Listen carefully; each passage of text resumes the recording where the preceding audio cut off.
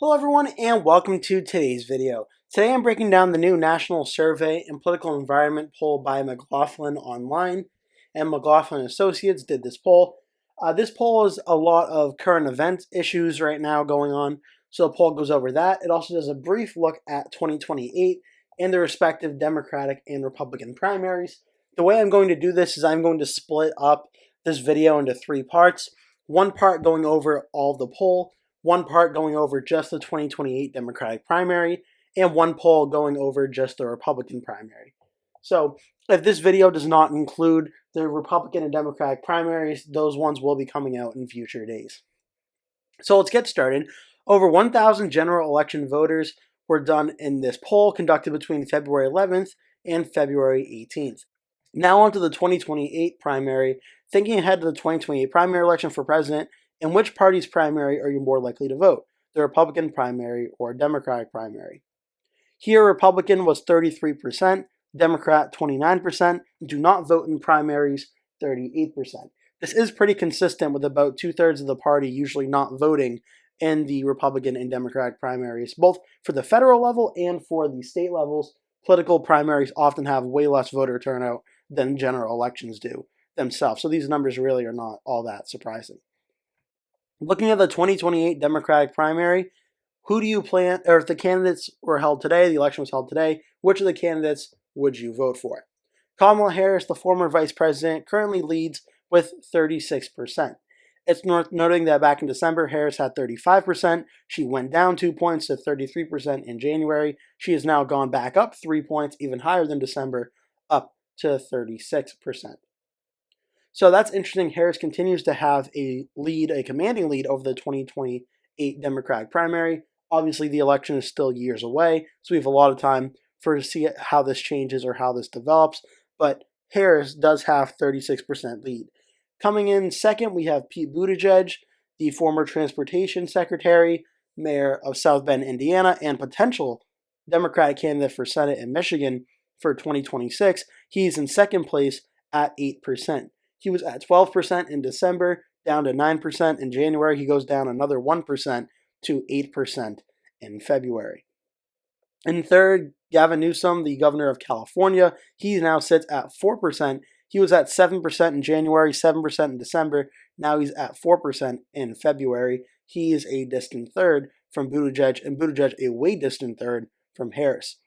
Following Newsom, we have Gretchen Whitmer, also at 4%. She's gone up 1 from January, where she was at 3. She's now at 4. Tim Walz, the governor of Minnesota and Harris's running mate in November, he sits at 5, or in 5th place with 4% of the vote as well, up 1 from January, where he had 3%. Alexandria Ocasio-Cortez, the New York representative, has 3%. She had 6% back in January. She is now down to 3.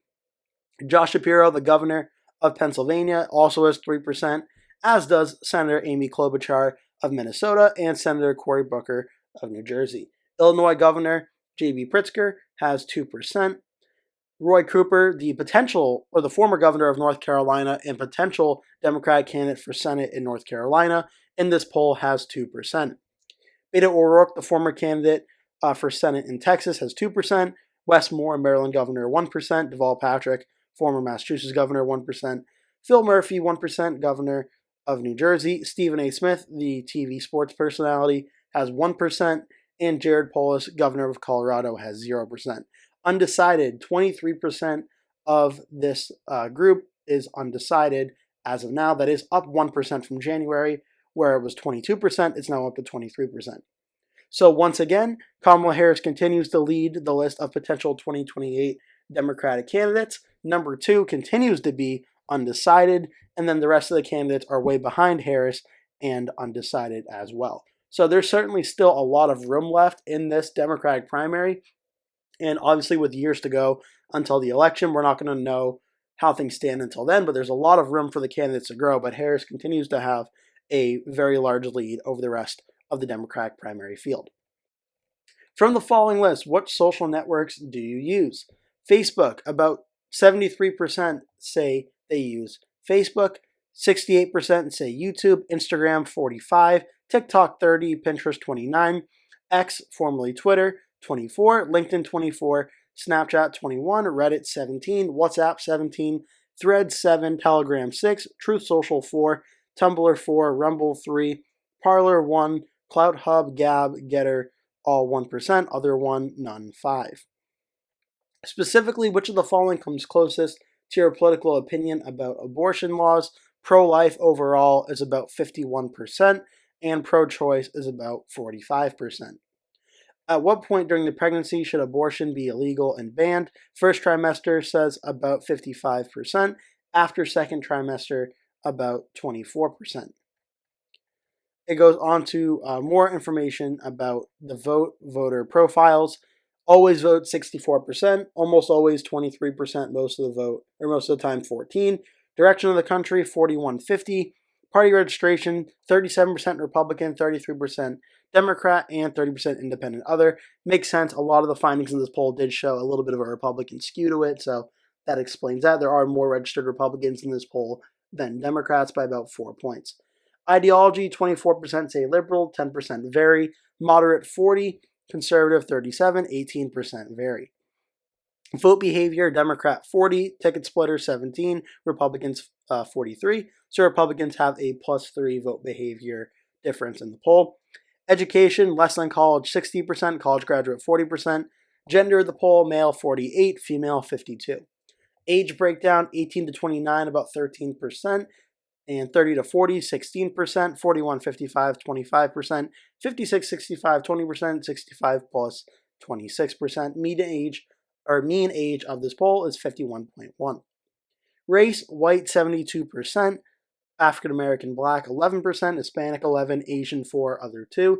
Latino household 11% say yes, 89% say no. Religion, Protestant 37%, Catholic 22%. Atheist, agnostic 11%, Jewish 3%, Mormon 1%, Buddhist 2%, Muslim 1%. Born again, evangelical 43% yes, 57% no. Region, New England 5%, Mid-Atlantic 12%, East North Central 15%, West North Central 7%, South Atlantic 22%, East South Central 6%, West South Central 10%, Mountain 8%, Pacific 15%. Grouped regions of the poll, 17% East, 22% Midwest, South 38%, West 23%. Area, urban 27%, suburban 49%, rural 24%.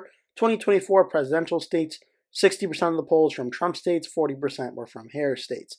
2020 presidential states, 41% were Trump states, Biden states, 59%. Marital status, 36% single, never married 30%, live with significant other 16%, 43% say they're married, separated 2%, divorced 13%, widowed 6%. LGBTQ+, yes 9%, no 90%. Abortion, 51% pro-life, 45% pro-choice.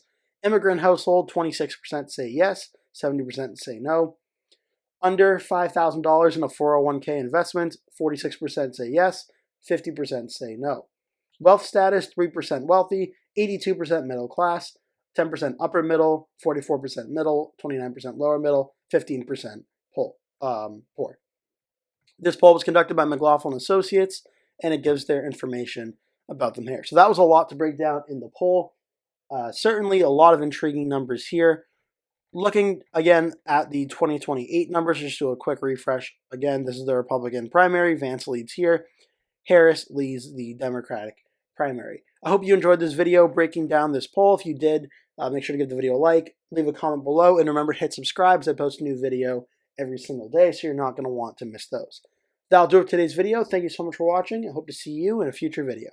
That will do it for today's video. Thank you so much for watching. If you enjoyed the video, please remember to give it a like. And if you really liked it, please remember to click the subscribe button. And make sure you turn post notifications on so you always get notified when I post a new video. That way you never miss one. Also, please remember to share this video with your friends and family if you really like the video. And remember to stay tuned because I'll be posting at least one video every single day leading up until Election Day, so I'd really appreciate it if you keep coming back and watching those videos. Thank you so much for watching, and I hope to see you in a future video.